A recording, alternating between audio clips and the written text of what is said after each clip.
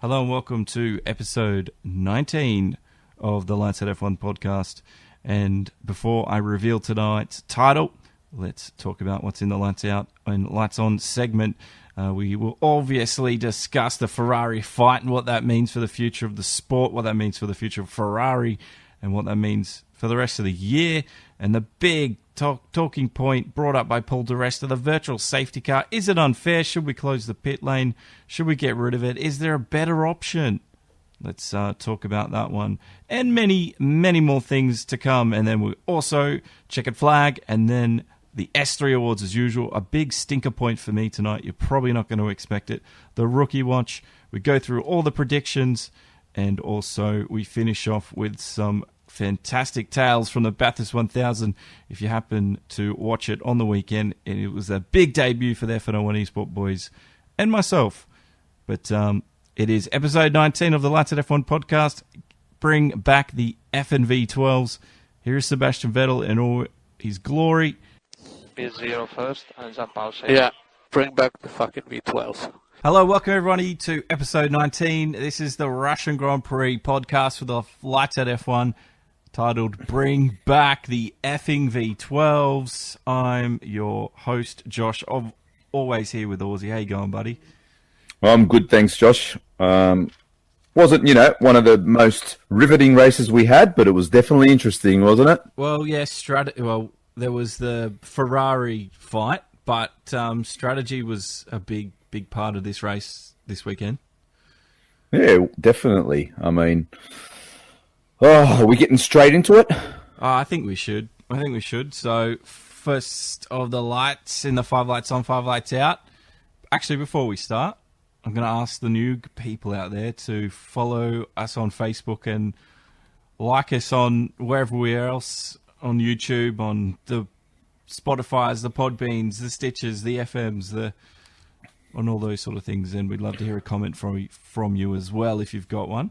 I'm glad you remember that more than me. I always forget. Yeah, just follow us, guys. Jump onto our Facebook page. There's a few more guys jumping on. The more we mention it, I'm noticing it through the week. So, Lights Out F1, search it on Facebook, and very easy to find. Yeah, it's right there in front of you. Anyway, first light of the 5 lights on, 5 lights out. Straight into the action is Ferrari. Just Ferrari. The Ferrari fight, Leclerc and Vettel.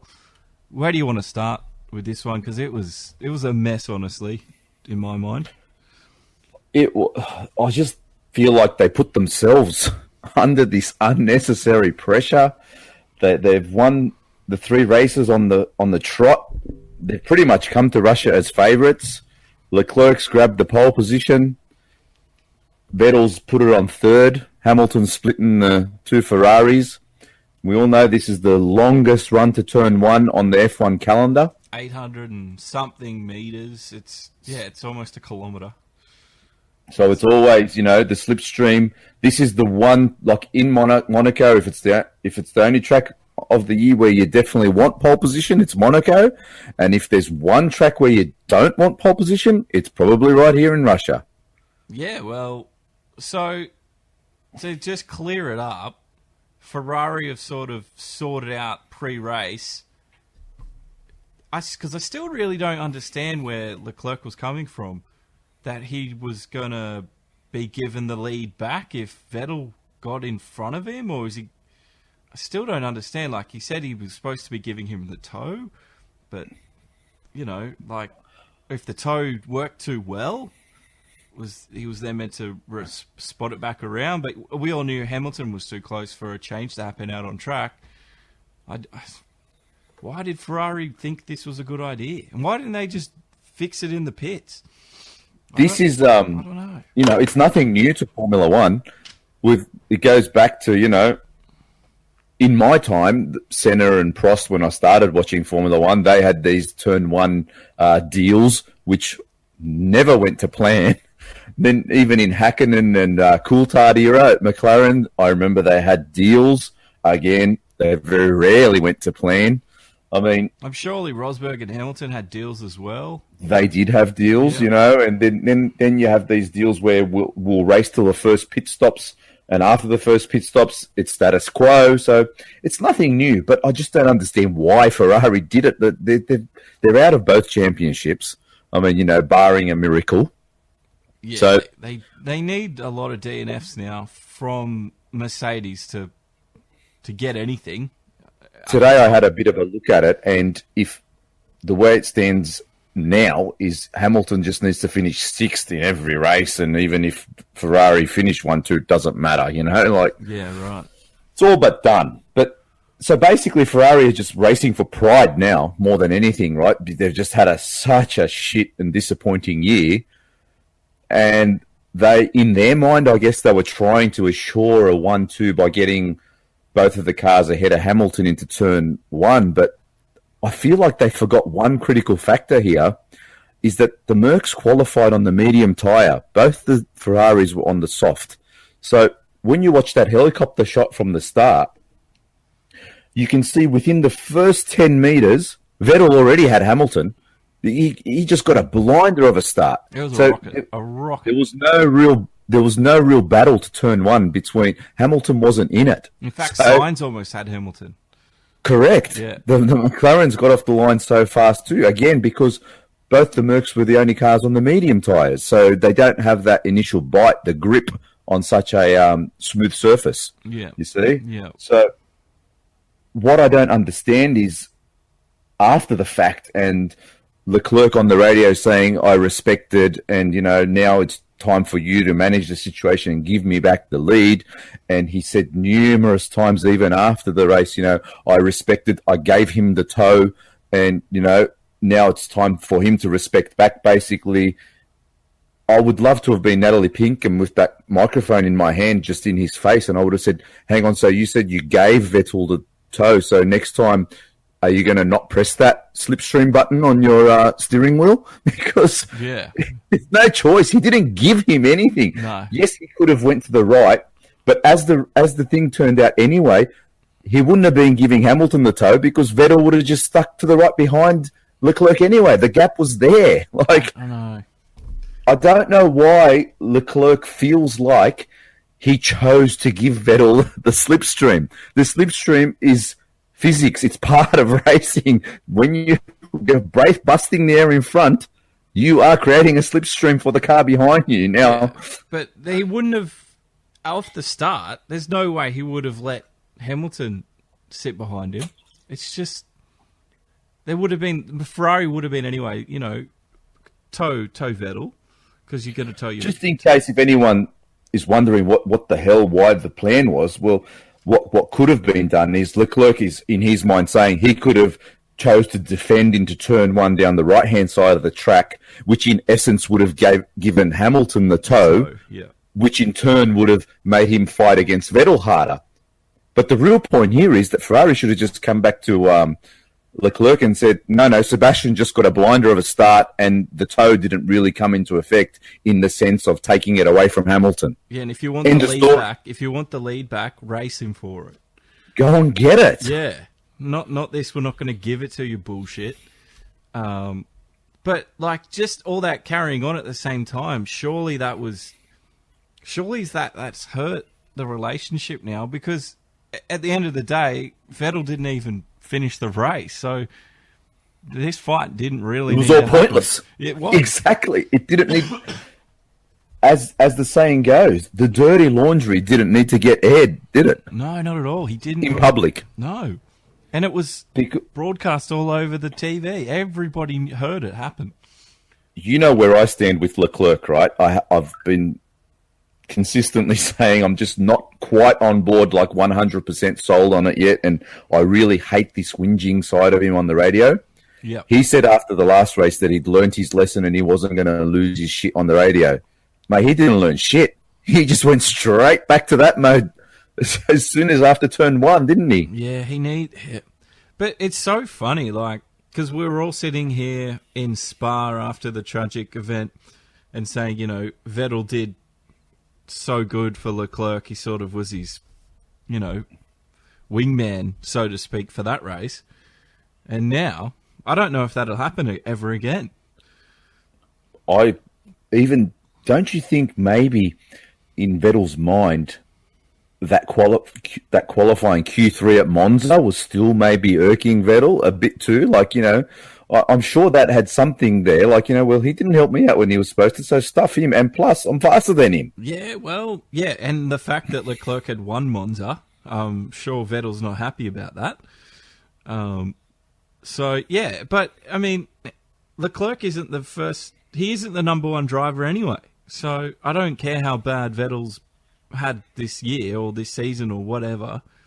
He's still not the number one driver at the moment. So, Leclerc just needs to pull his line and do his job at the moment.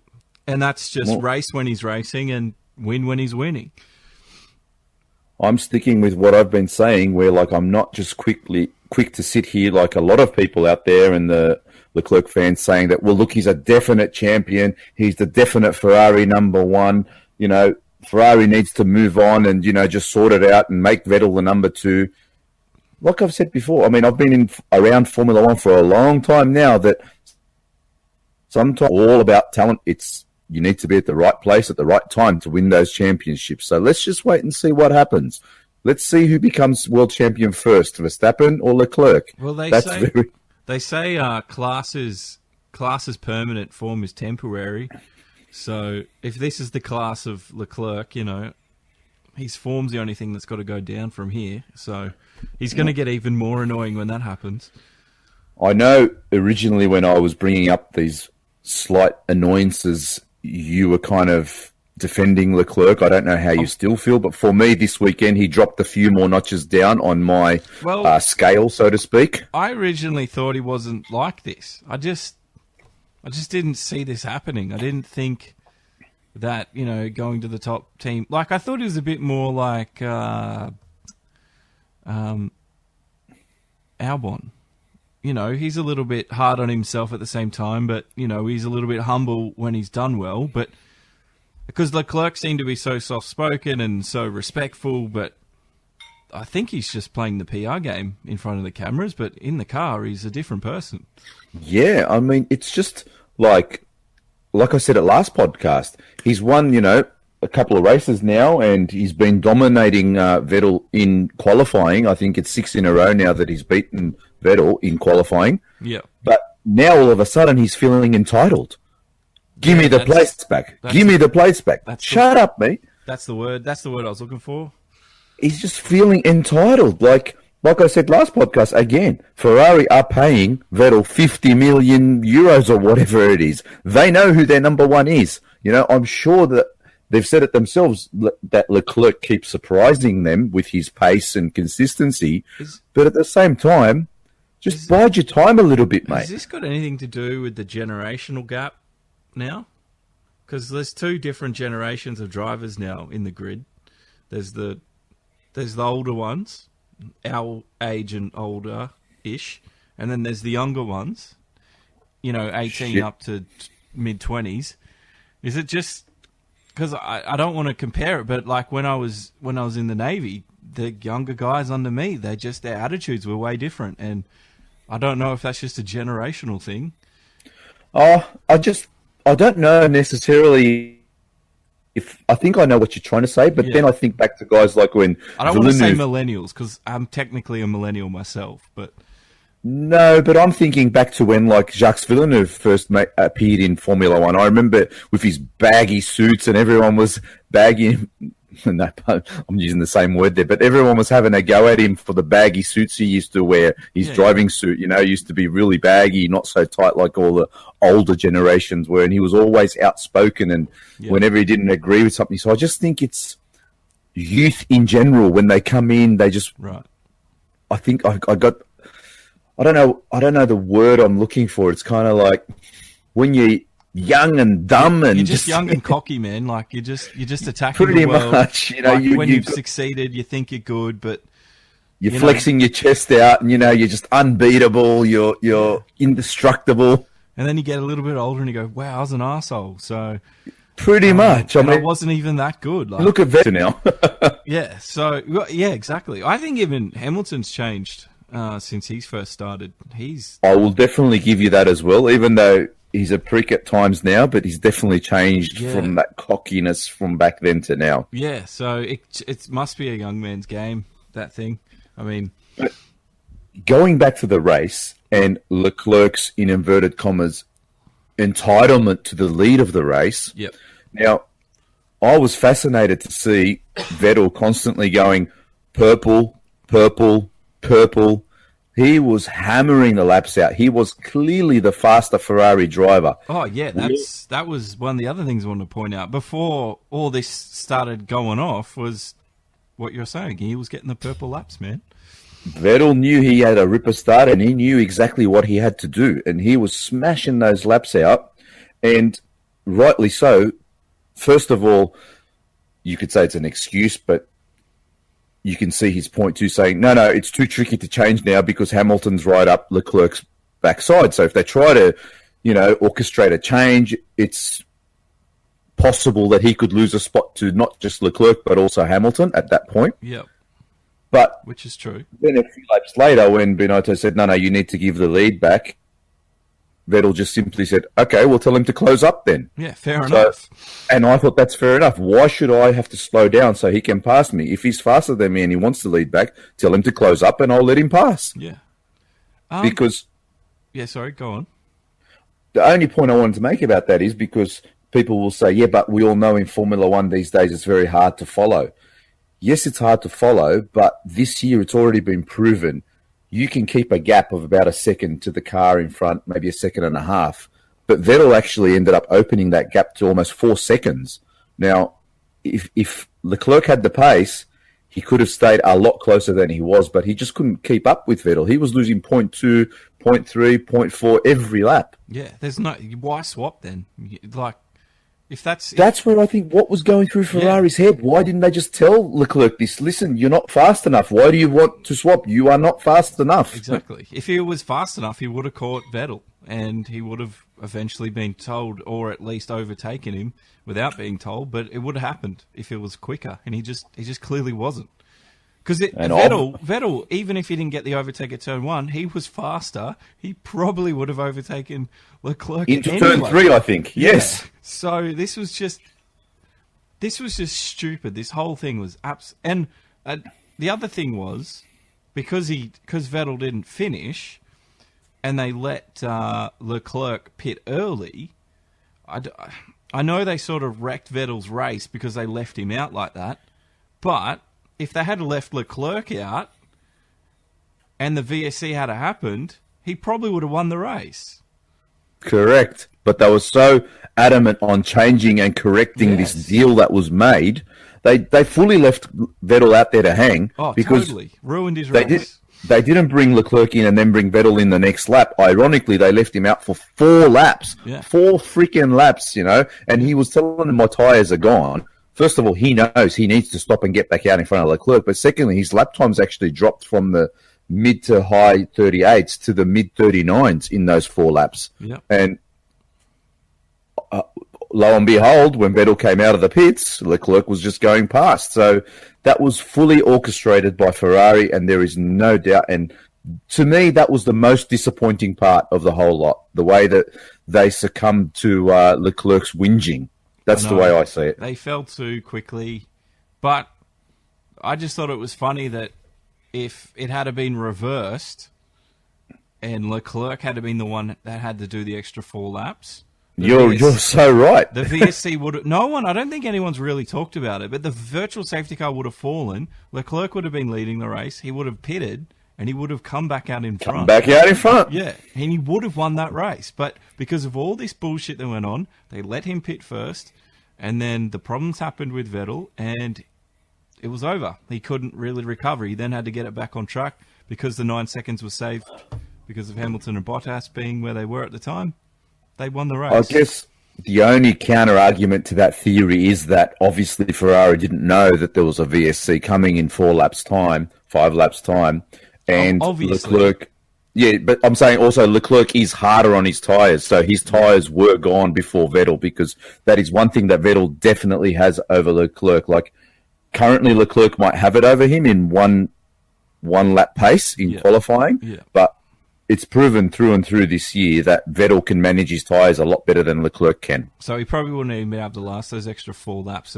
That's what I'm saying. So maybe he might have fallen back. That maybe Ferrari were forced to bring Leclerc in at that stage, but they were definitely not forced to keep Vettel out there for 4 laps. No, they weren't. Now, I think we should bring up obviously the title of the podcast, bring back the effing V12's. As he jumped out of the car. Yeah. What did you think when you heard that? Because, like I said to you earlier on, he never actually raced a V12, but we all did enjoy the sound and just the sound of them, I guess, the atmosphere of a V12.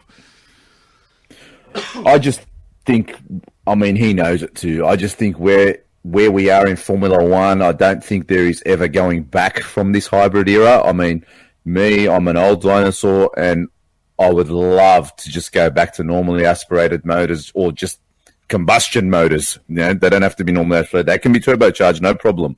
But just get rid of the electric portion of it all and just give us that sound back.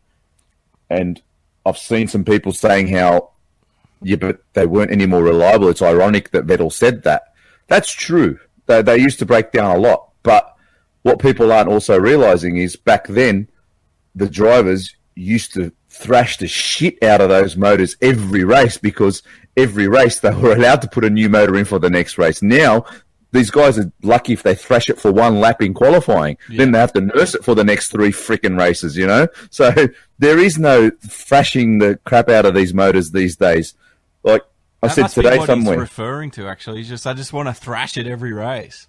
That's what I remember Alonso in an interview said, and even I remember Jenson Button just saying when they were talking about the sheer joy of driving and racing Formula One in this current era is that it's not there because you're too worried about managing stuff rather than actually just, you know, driving the thing on the edge for 70 laps. Yeah. So that's why it makes sense to me that those cars did break down a lot more. And to paraphrase Enzo Ferrari, I don't know the exact quote, but it's something like, if your engine does not break after you cross the finish line, it means you did not thrash it hard enough. You didn't push it hard enough. Yeah. It's so that's what you're supposed to build a race motor for, to last the race.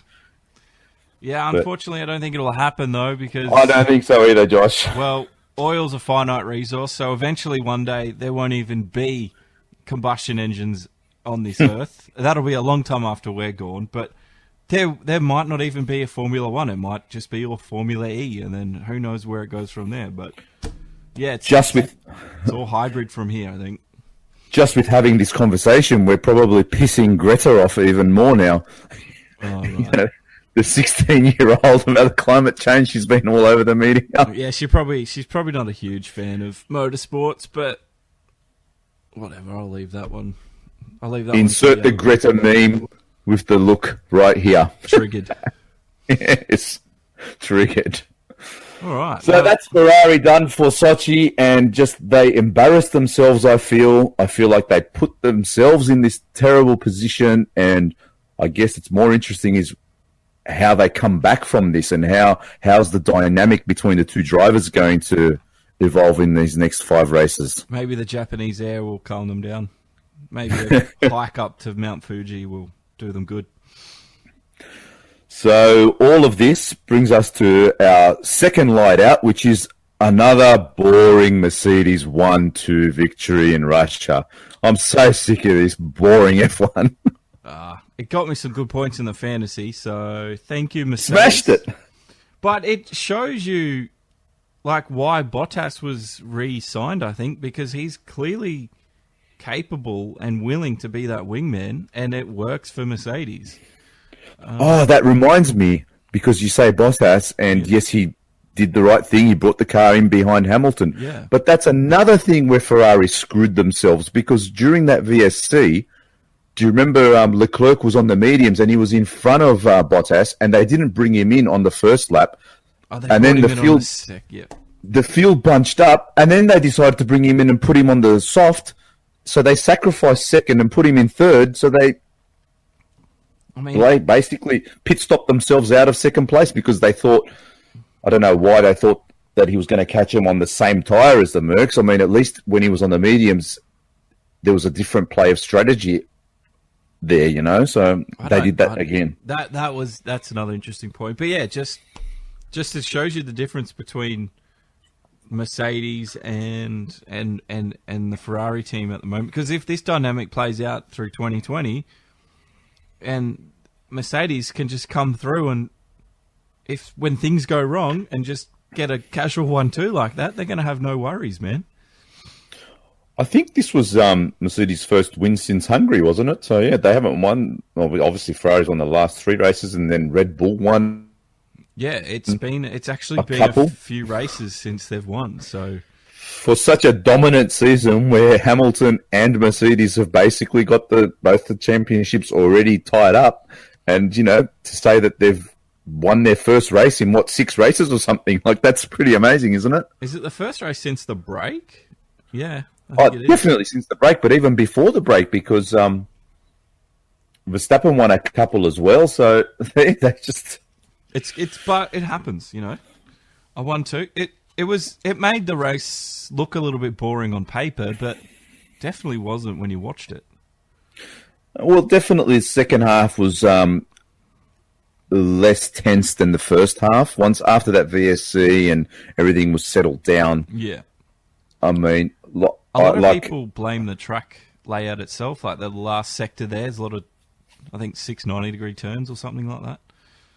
And they say it's a lot harder and obviously following's harder, so overtaking is not really an option. I don't know, you've raced it virtually. How do you take the Russian circuit for overtaking? Personally, I actually don't mind the track at all. I think it's not a bad track to race on with what I've done on sim racing. Yeah. But the drivers aren't really fans of it. The fans aren't fans of it. Not confirmed, but I also did hear rumours this week that next year their contract runs out, and I don't think it's being renewed. Yeah, I heard the same thing. I heard exactly the same thing, that Russia might be the second to last Grand Prix we see there. I mean, I say it all the time, and I'll say it every opportunity I get. I'd much rather see Turkey on the calendar than Russia. It's a much better track. Yeah, well, I don't even think I've seen Turkey's racetrack. That's how long it's been since. Oh, I need to educate you. I know. I'm pretty bad with the history of F1, but that's just what happens when you have a scrappy history with it. And it didn't help that Australia didn't really show it when it happened, and it was late, and I was young, and then I joined the military, and then that screwed me up again for another 5-6 years. So. Look, we're getting a little bit sidetracked here, but I mean, if we're going to replace Russia, and if it's not Turkey, I'd love to see Imola back.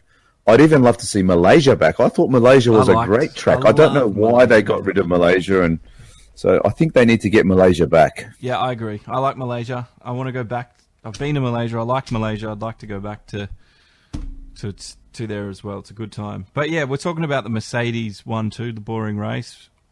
What else did you find it funny how Lewis Hamilton was constantly complaining about, man, these guys are quick, man, they're flying, man, we can't catch them, man, they're so quick. Like, he was saying that a lot, wasn't he? What was that's what people have been saying about you for the last 6 years.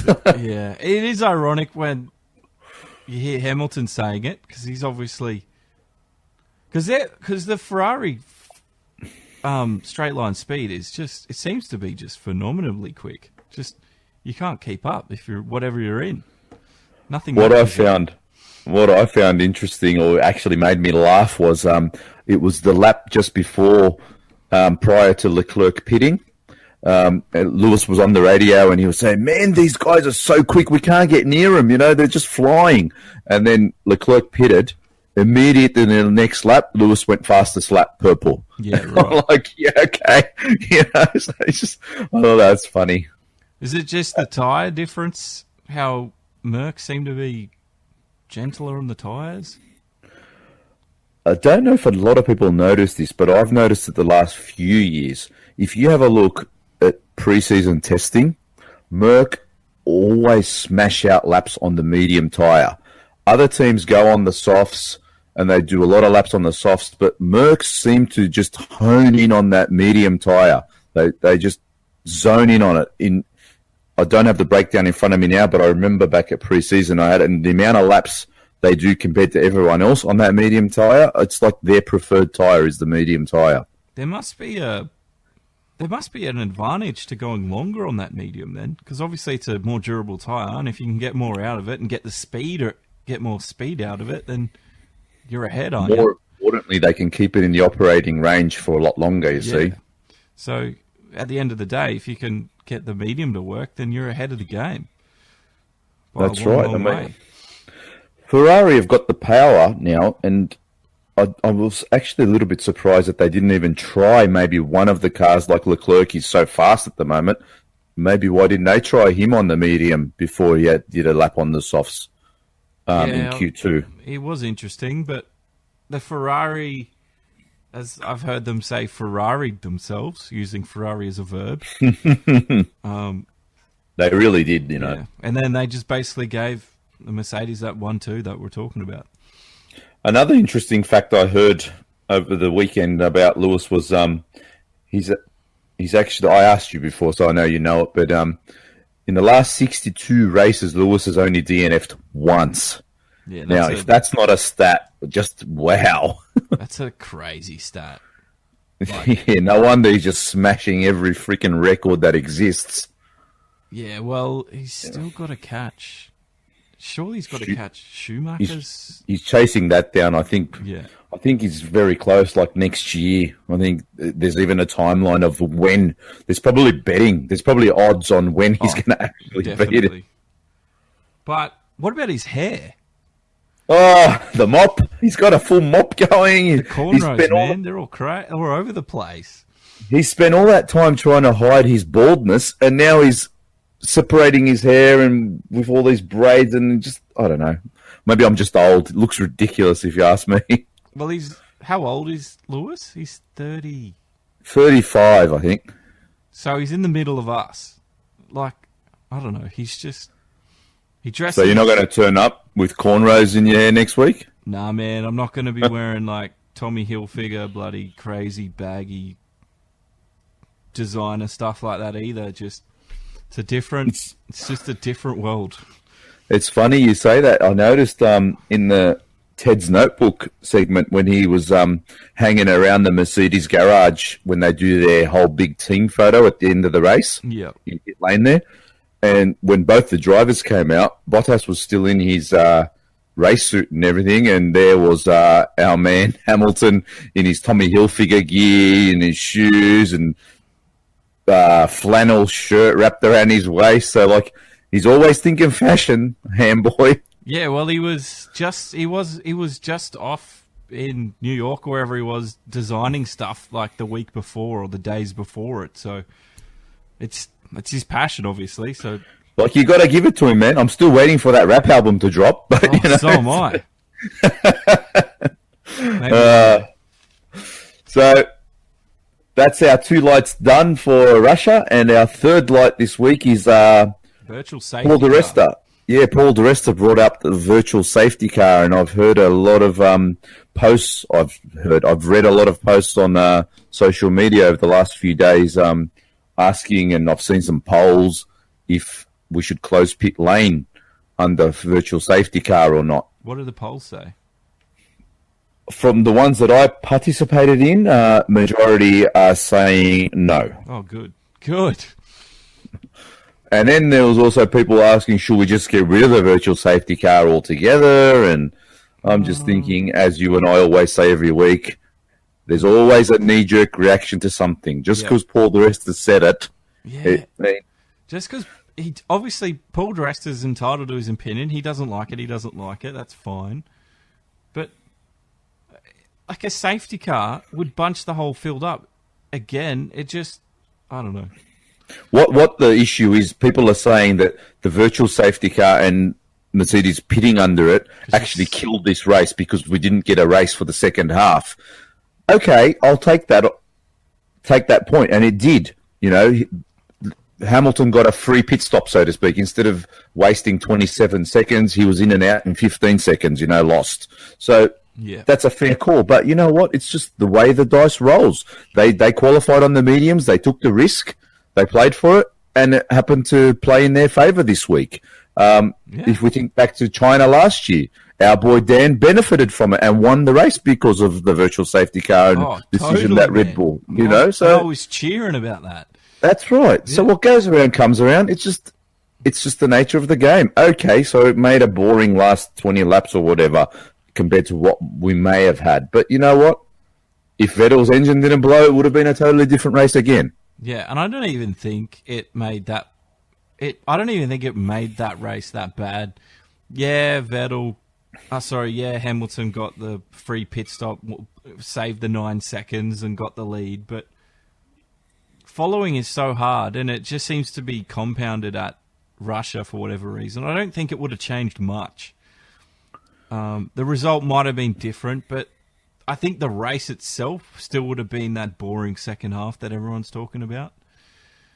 I don't think we would have seen any more action because there was no VSC.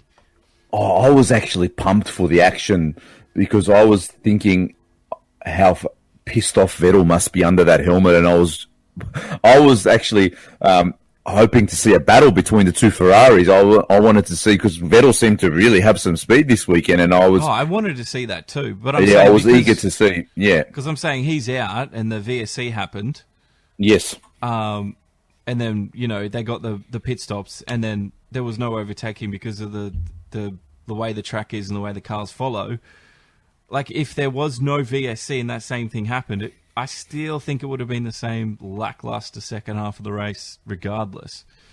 If Vettel was in it though with Leclerc, it would have been completely fucking different. And there would have been no VSC, obviously. But then I'm just saying that there's always a knee-jerk reaction, or there's always this happened, so why don't we do this? And it's unfair. Or they were saying in the commentary that they do it in other series. Plenty of other motor racing series where they open the pit lane in under a VSC, but you can only repair damage. You can't go in and, change tyres or fuel up and stuff. But, that's their series. This is Formula One. This is the way we do it in Formula One, and it's the way we've done it for many a year now, and there's nothing wrong with it. Some people have won races because of it, and some people have lost out because of it, but that's just the way the cookie crumbles. But it's not affecting that many races that it's an issue.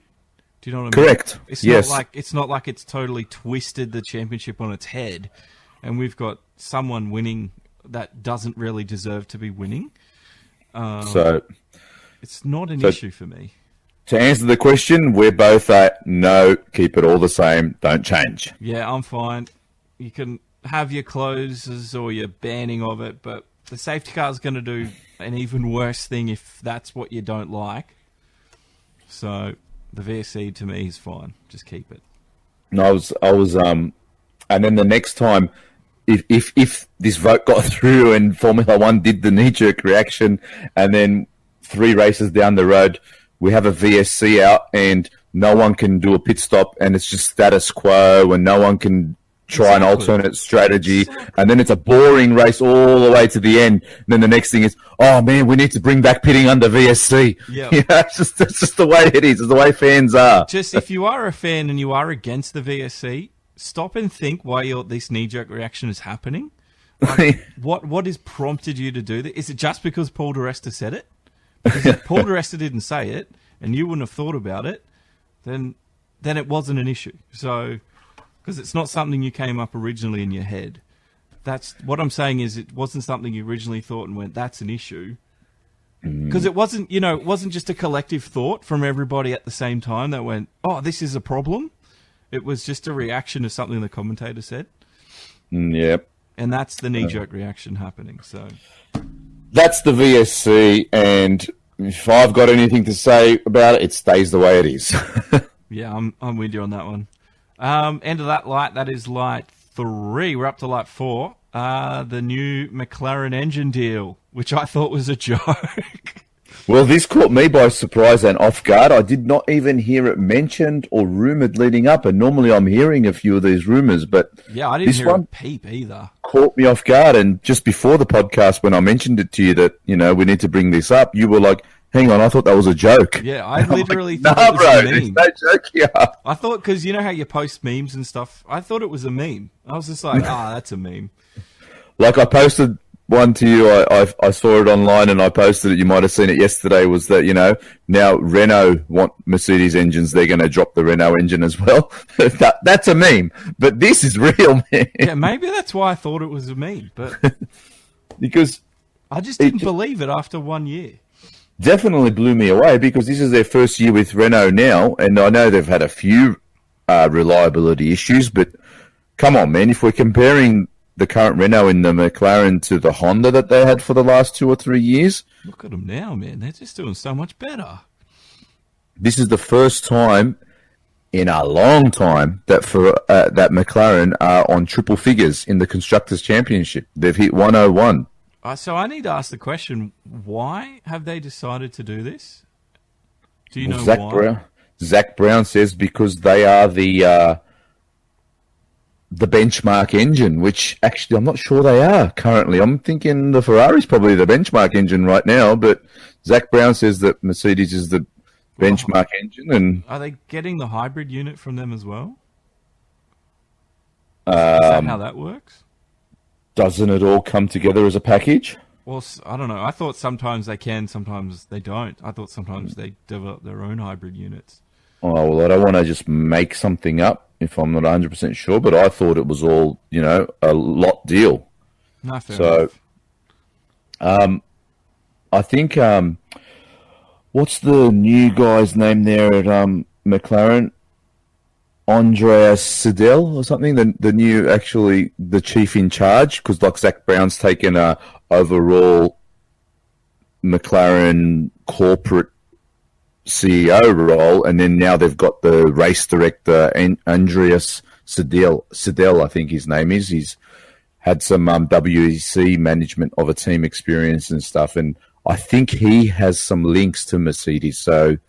Right, that's probably the little bit of research that I've done when I got this news was I think maybe he's had a hand in swaying Mercedes to supply the engines to McLaren because before when Ron wanted them they didn't give it, and then no, because back in the Hakkinen days they were McLaren Mercedes, but that's when Mercedes weren't on the grid as a team. It's kind of cool to see McLaren Mercedes back because it's pretty iconic.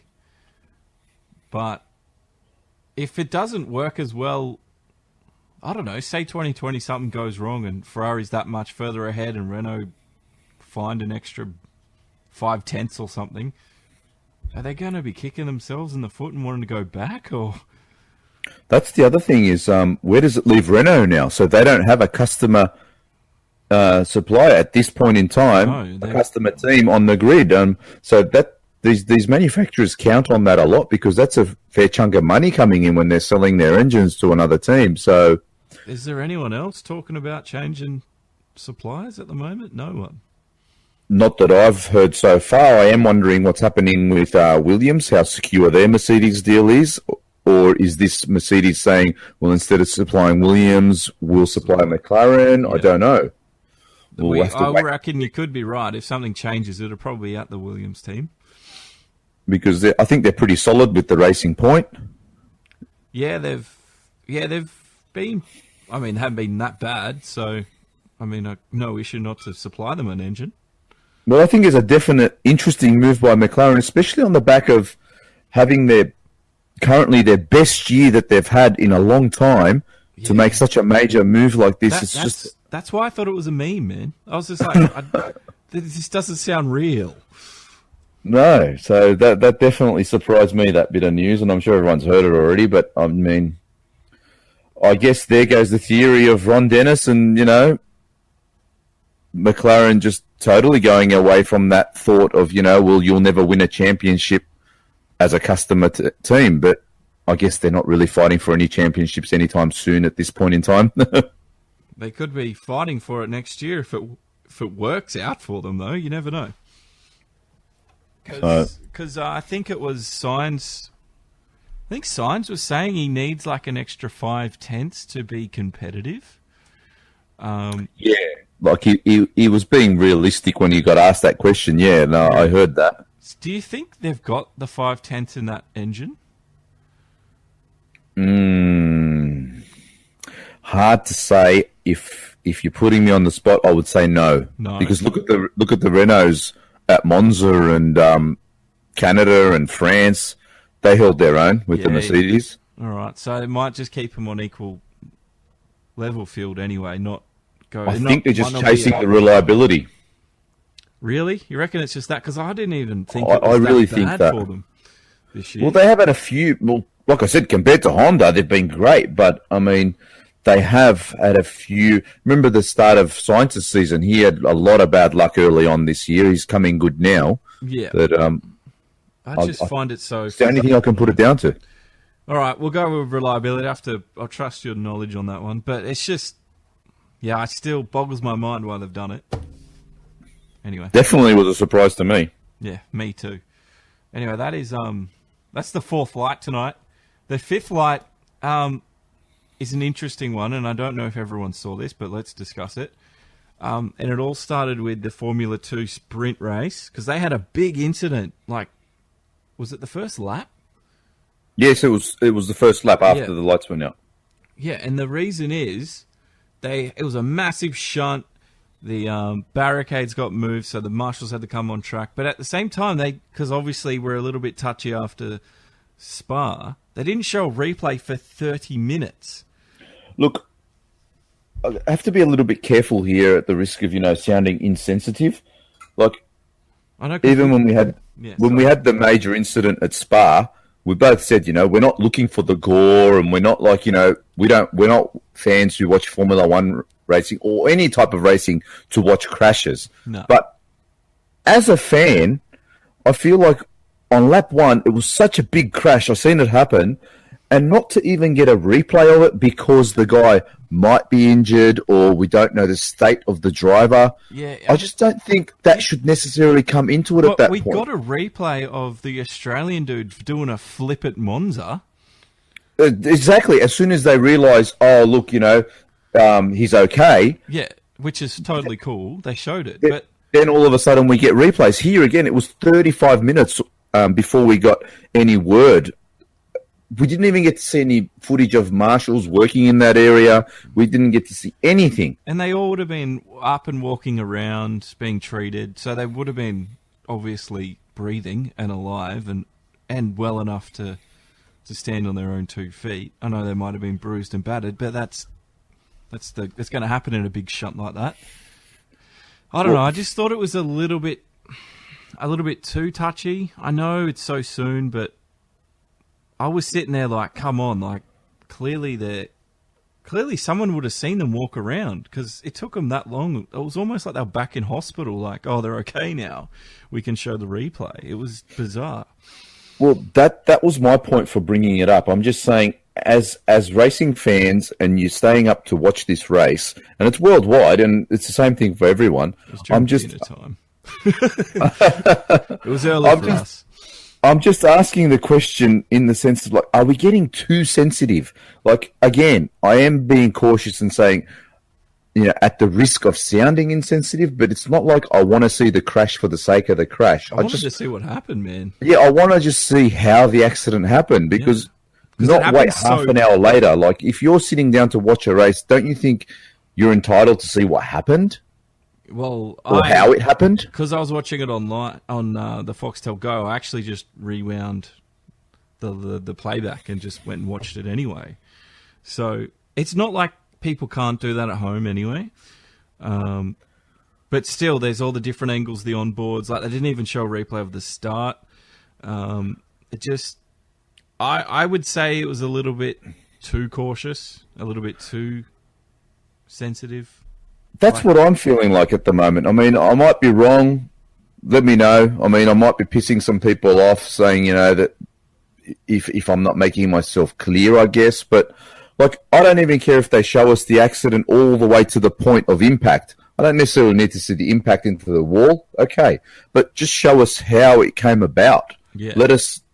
In that half an hour just waiting around, listening to commentators just talk shit. Because it actually made it worse, man. I felt like it was worse than it was. That's what I'm saying. Let us deduce the situation, dissect it, and try to figure out how the accident happened. And, I mean, just a replay or two. I mean, if the guy is injured badly. Obviously, we're not saying, go in there and show us the body or whatever, but I just don't get the sensitivity, I guess, as much as others do. Yeah, I'm on your side there. But another thing I noticed was the marshals, like how quick they were.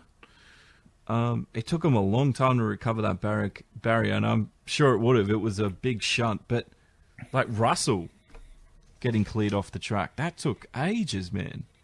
Or it seemed to take ages. It did take a while, actually, because he didn't really damage the barriers really badly, did he? Not that I can remember. It was just a small shunt, but it just, like, from seeing the F2 thing and how long it took them to do their job there, and then the Pirelli crap they had it before it even started. Don't know if you saw that. Actually, I know that's not the marshals, but there was like something incompetent happening all weekend. Now that we're talking about this, actually, you remind me that even with Vettel pulling over for the VSC, yeah, and I understand the car was charged with the K failing, the MG UK. Yeah, that's why he jumped clear of it. Where he actually pulled the car up was there was an escape road thing just behind him, so all the marshals had to do was just quickly roll the car back, which they could just do by rolling the tyres, basically. They don't even need to touch the car, right? But these guys are trained for this, or they're supposed to be. Well, they get rubber gloves and shit, don't they? That's why they have Yes, those. Yeah. Yes. So what I'm saying is I don't even know if Michael Massey was a bit too cautious in just calling the VSC even. Like, it was almost unnecessary. They could have just had double wave yellows there for, I don't know, 30 seconds, 40 seconds, roll the car back, and it would have been out of the way. No problem, done. Yeah. I just felt like the marshals there were, I don't know, I think like they needed more training, or they just weren't ready. Possibly. I mean, I think they were all these marshals are volunteers at the end of the day, aren't they? I know that, and I don't want to give them a hard time, but I don't know, maybe they weren't provided enough training, they weren't given enough information, they weren't given the right tools, but it just, something was wrong. Because everything seemed to take a lot longer than it takes everywhere else. Yeah, you could be right there. Yeah. So if you were a marshal, I'm not blaming you personally, because I know there could be a collapse further up the chain that is supplying you with whatever you need. But yeah, just something didn't seem right. So that was my take on those incidences over the weekend. Anyway. But all right. We can finish our lights on, lights out section right there. With ending with the F2 replay and the marshals there. We can get onto the checkered flag, and I'll let you start with the topics here. All right. Well, I was just actually typing one down there that I just remembered that I wanted to bring up, was talking about the marshals and stewards and so forth. Was the K-Mag incident? What about that? When he was fighting with Perez. Yep. And they were having a good tussle. He missed his braking point into that very turn where the accident was with the F2s, and they had bollards set up where you were supposed to go to the far left. Yep. If you missed turn 1, if you missed turn 2, you're supposed to go to the second bollard. But at that speed, I don't know did you see the replay of it? It looked like he actually did the right thing to me. He pulled over to the left. He ended up going through the middle of both of them rather than all the way to the far left. And then they slapped him with a 5-second penalty, which he was not very happy about. I know you just said if you missed one, you do that, and you do two, you do the other side. But I thought if you missed it, you just went around both. Because that was the issue that happened in F2. Because one went around, and the other one went through the middle, and that's how that crash happened. And they both missed the same corner. It seemed to me like the way they had it set up, and then the way that K-Mag missed that corner, he almost had to do a 90-degree left-hand turn to get to the freaking barrier that he has to go around. It was a long way away. Yeah. And at that speed, that's never going to happen. But he should just slow down. Like, he's off the track. But he did, as he said, he did slow down. He lost the position. Yeah. He got shit on his tyres, as he said. Yeah. He said he lost a lot of lap time. And then they still slapped him with a 5-second penalty. So he didn't really gain anything, is what I'm saying. He didn't cut that corner and get an advantage or hold his position by not going around the bollard properly. So what I'm saying is, I think they should have. I kind of agree with K-Mag and Gunter with this one. Like, it was a pretty stupid decision to slap him with an extra fine just for the sake of it. Rules are rules, I guess. Yeah, I'm getting sick of that being brought up too, aren't I? Rules are rules. Rules are rules. But, I mean, if it's black and white, it's black and white, man. You can't... There's no grey. But like we always say, there's got to be some common sense, man. No, I agree, but I'm kind of just irking on the side of rules are rules here. Because it's just easier. Like, it stops arguments. It stops like, oh, but I did this and like this happened. Like, no, you didn't do what you were supposed to do. Like, there's a 5-second penalty. Doesn't matter if you didn't gain a position or you lost 50. I'm still giving you the 5-second penalty because you didn't do what you're meant to do. I just think it's an easier way to run things. All right. Well, on that one, I'm going to have to, on this particular instance, agree to disagree with you. All right. Fair enough. Now... Yeah, go on. The next point was Kubica and Russell. I noticed just how far off the pace Kubica was. Did he have an issue in Q1? He was like over a second slower than Russell. I know he's announced he's not going to be in Formula One next year anymore, but not surprising. Personally, I'm thinking he was that far off, man. You got 1.1 seconds. He was 1.1 second off Russell's time. So I don't know if he had an issue that I've missed, but that's just ridiculous. Yeah, that's bad. Yeah, that's just ridiculous. That's why he's not racing next year. I think he's just finally come to the realization: 1, the car is just total crap. 2, I'm pretty crap too. Yeah, fair, probably. Yeah. But Hulkenberg outqualified Ricciardo, so sometimes the small guy can get in front. Yeah, Hulkenberg. I mean, our boy Dan just wasn't feeling it this weekend, was he? He just He really didn't have a good weekend. Wasn't his weekend, but it was interesting just to see Hulkenberg outqualify Ricciardo, because I just wanted to note that down, because I was like, he doesn't even have an F1 drive next year yet, so, and here he is outqualifying his teammate. One for the Hulk. Yeah. But one I did want to quickly mention was, because Albon crashed Q1, I saw immediate criticism of him online straight away, and I was just like, calm down. Like, we still got the race to go. Yeah, he crashed Q1. He wasn't having a great weekend at Russia up to that point, but he finished 5th. Like, you can't be. I think he's done everything right, and he's done everything he's had to. I think the criticism stems from the practice session as well. I think it was FP2. Yeah, he had another incident in the practice. And he was way off Verstappen's time. Like, we're just saying how Russell outqualified Kubica by over a second. I think he was almost 2 seconds off Verstappen's time in practice. And I think that's what a lot of people were hammering him for. But what's he had? 3 races now? 4 races for Red Bull? 4, I think.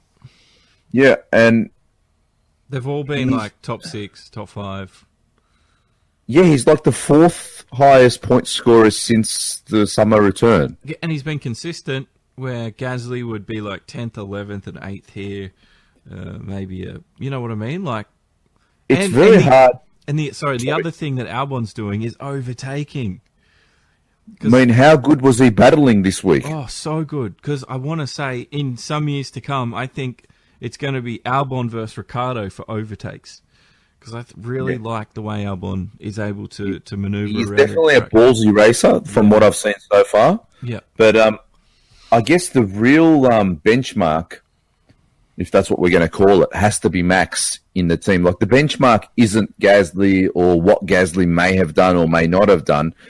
I mean, he's in that team now. He's up against Max. Gasly was up against Max, and that's what he was measured up. And the doctor decided he wasn't good enough, so he put Albon in there. So now that's the yardstick that Albon has got to live up to. The thing is here, Max just might be that good that he just makes these guys look so crap. You know what I mean? He's not like Gasly. I mean, Albon's making himself look pretty decent. I'm actually with you on this one. I feel like so far, I'm not saying that he's been doing a fantastic job, but he's doing what he's supposed to be doing. He's kind of like doing the perfect Bottas role No, here. exactly. He's doing the number 2 thing, and he's doing it well. He started at the back twice out of 4 races now, Pit stop. and he's finished up there. Yeah, and he was... I mean, Verstappen was 4th, Albon was 5th. Like, that's what you want. I think he's doing well. Yeah, I would say he's doing well. I would like to end the is Albon good enough argument here, because I think he is, but I don't know. Other people might need more convincing. I don't know. What about, we're just speaking of Helmut Marko there, and he weighed in on the whole Ferrari debacle as well on Monday. He said Vettel has no future at Ferrari after the way that Helmut Marko said Vettel has no future at Ferrari with the way they handled him, telling their fastest driver to slow down. So he's weighing in on the argument. So I'm wondering if this is a bit of buttering up going on, and still, in the back of his mind, is he trying to get Vettel over there to Red Bull? Is there a Vettel and Max swap on the card somewhere down the line? I mean, we've talked about it before. Vettel is not coming to Red Bull with Verstappen there. No Nope. Fucking chance. Like, that just will not work. and how would a Max Verstappen Leclerc matchup work at Ferrari? Oh, It would be good to watch. It'd be so good, but again, I don't think that'd work because anyway. I kind of hope Ferrari are dumb enough to do it. That would be awesome. Yeah, so do I. That would make a Because very Max's dad's not. that would make a very interesting season of Formula One. That is for sure. We'd have a lot to talk about. 100%. Because Max's dad, Jos, the boss, he's not shutting up either. He's saying, Red Bull haven't made enough progress since the summer break. They've stagnated, and he's always quick to pipe up and, hammer Red Bull. So there could be this little bit of a move for Max going to Ferrari, but with Leclerc there, bring it on, I say. Yeah, well, who knows? Anything could happen in F1, and that's why we love it. That is why we love it. Anything else you'd like to bring up in the checkered flag? Just the first corner incident between Rogro, Gio, and our man Dan into turn 1. Now, who were you blaming? Did you see it? Obviously, you did. Yeah, I saw it. Who squeezed who? You had Grosjean on the left. Yeah. You had Dan on the right, and then you had Giovinazzi squeezing himself right in the middle. He said he got sandwiched, but I don't understand why he just didn't brake a little bit harder and pull out of it. I sometimes think it was just one of those things where... Because you remember like the Raikkonen, Verstappen, Vettel thing at Singapore that year? Where they all come together and like Raikkonen was sort of just there. There was nothing he could do. And I think it was a similar sort of thing. Like Giovinazzi being in the middle, like he was just at the wrong place at the wrong time, man. Like... All I can say is that Alfa Romeo's got some freaking strong front suspension, because he killed both cars on either side of him, and he just continued on.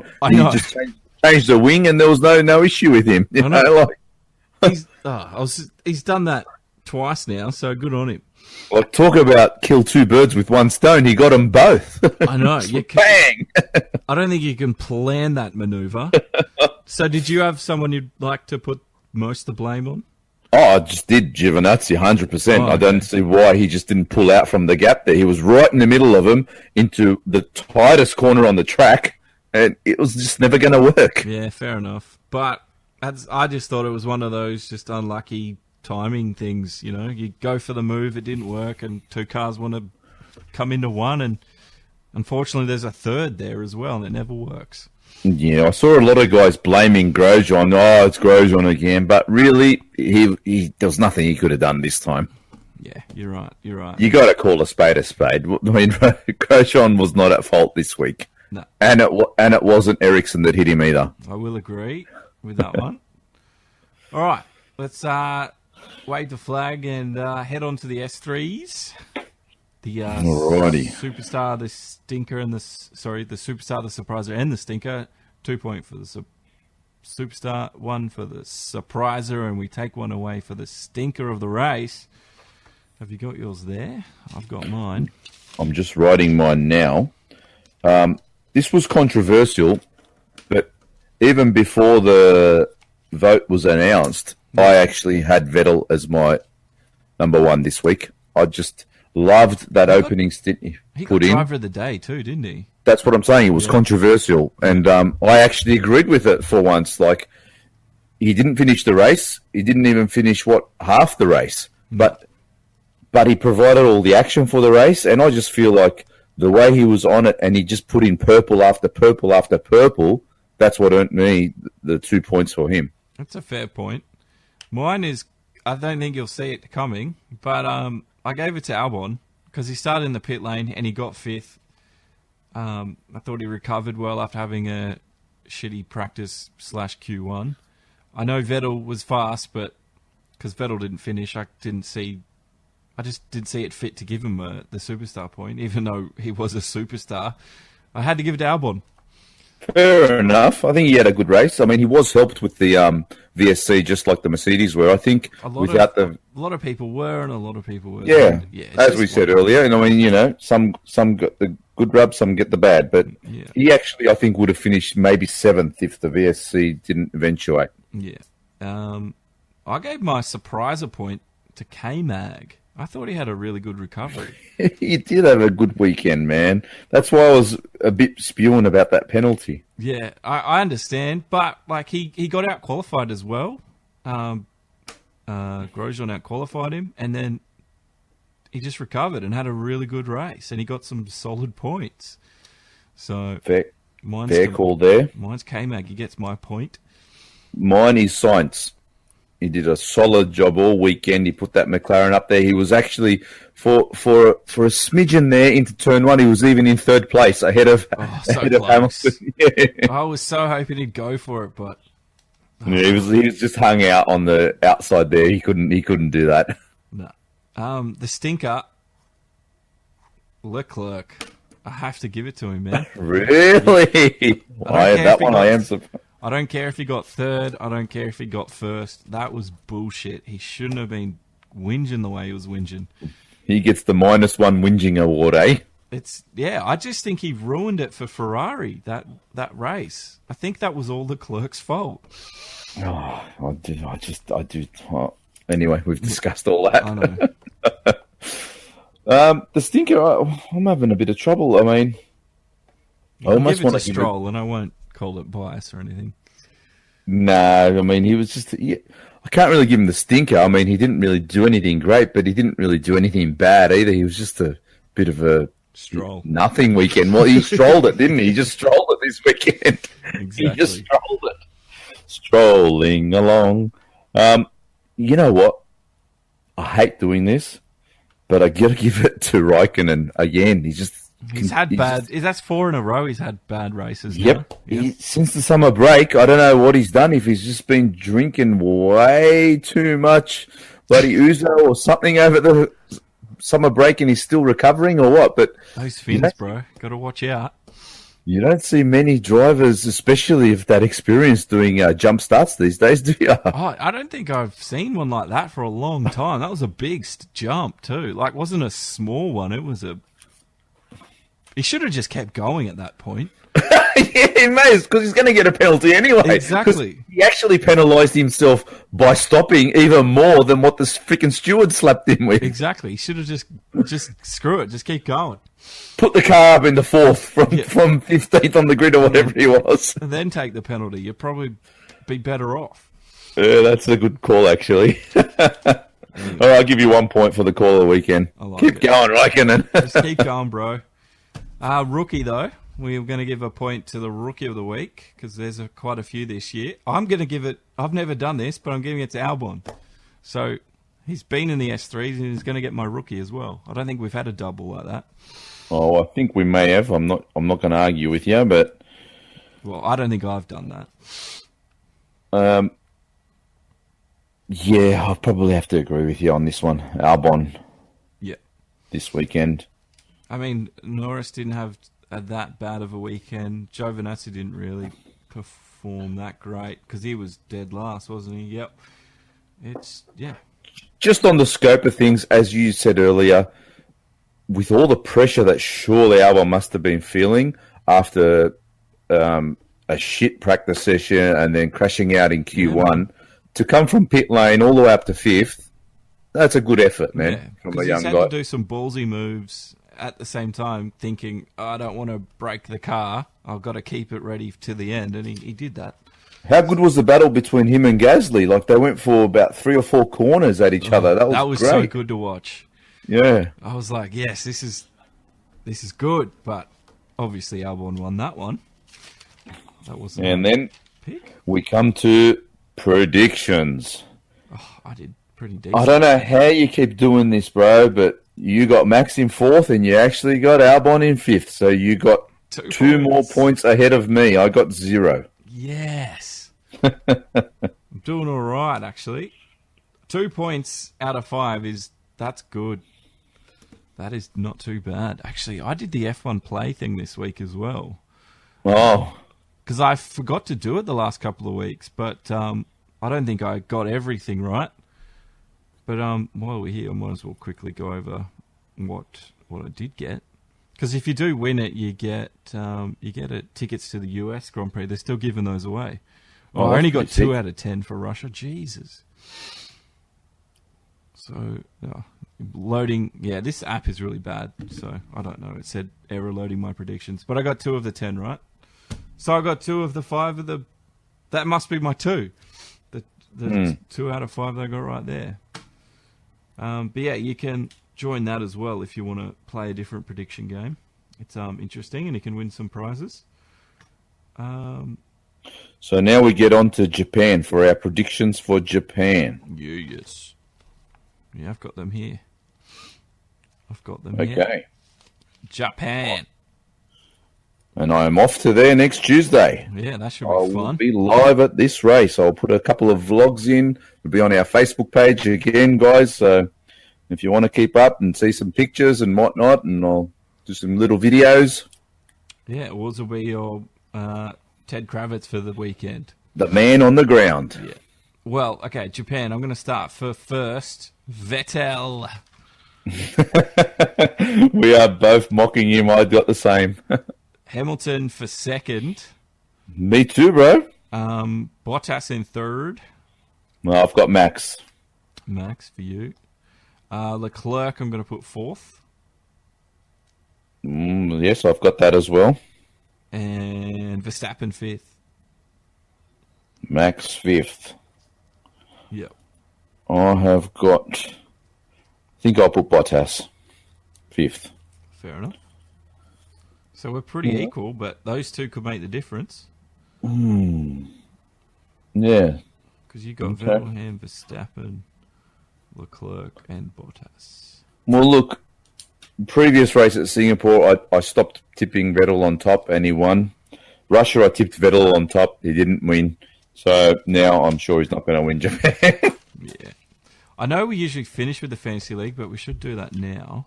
Yep. And then we'll finish with the Sim Racing Esports. Yeah, I got 159 points, I think. No, you got like 190. These points written here are incorrect. You're right. No, I've got them written down. I got 190, you're right. And you got 129. 129. Yes. Yeah. So I got second for just Russia. I got the second most points for that round of the league. The most points was by Bethany. She got just another ridiculous amount of points, even though she got on the Discord chat in the Demo and Garage Discord and went, "Oh, I did really bad in the fantasy this week," even though she won the weekend again. So, you know. Oh, she's just killing it. She's got a good team going. Me, I had a great week last week, and this week the Ferraris went crap, so I went crap. Yeah, you were 15th overall out of the league, so you dropped to 10th for the whole league, and I went to 8th. So not too bad for me and you. It was still a good points haul for you, though. It just everyone else seemed to score a bit higher. Anyway, that's the fantasy league, and you can join that. You've got the league and the passcode in the description. You can join at any time. There, yep. But let's finish this podcast off with the sim racing esports news. We've got a bit to talk about this week because we had the Bathurst 1000. Yeah, well, a quick wrap up on the FNL F1 League. We had Singapore last week, and BPV8, he's in fine form in his Toro Rosso, and he won.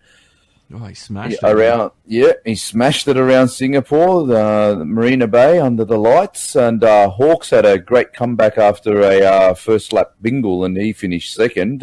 He's just on fire this season. Hawks, there's nothing stopping him. No. He's breaking away at the top of the chart, 50-odd points, I think, at the moment. And Zen, the defending champion in the Mercedes, he brought the car home in third. So, and Yago got his fourth or third DNF in a row, or DNS. Like, just didn't get points. So he could be dropping Mercedes at the end of the season as well. Yes. That is what happened. He did have a pretty crap race around Singapore, and they didn't change his wing when he came into the pits, and he did not have a good one. Yeah, the replay's on Facebook and YouTube if you want to catch that one. Yeah, guys, if you haven't seen it, jump on there. It's always there on the FNL1 Esports page, on Demo 1 page. It's on the Demo 1 YouTube channel, Twitch. Yes, it's on Twitch. We're everywhere. And then the F1, the real F1 Esports League, round 2, is this Thursday morning, 4 a.m. 25% race distance. Yeah, so that Sorry, if anyone's guys, interested, I will be watching it as much as I hate on it, but I still watch it. Can't help myself. Yeah. I am interested, so I do follow it. That is this Thursday, 4 a.m. I saw one of the... I don't know if it was one of the F1 esport boys on Twitter just talking shit the other day. Talking about how if you haven't made it... Oh, he said something about if you haven't raced for a Formula 1 team, you shouldn't talk to him or something. What? Yeah, it was insane. Like, and I was like, mate, you drive for a Formula 1 team virtually. I know I don't want to take that away because we love our esports, but just calm your farm a little bit, dude. Like, wow. Yeah, I don't know who it was. I took screenshots because I thought it was really interesting because it was the drama that was happening. But talk about getting cocky. Yeah, man. Veloce Alonso. Oh, Veloce. Okay, they are a big group, this Veloce esports. So, yeah. Wow. I don't know if he was joking or I just didn't quite understand. Oh, okay. He said, remind me again if you've been part of an Formula 1 team before. Oh, wait, never mind. My bad.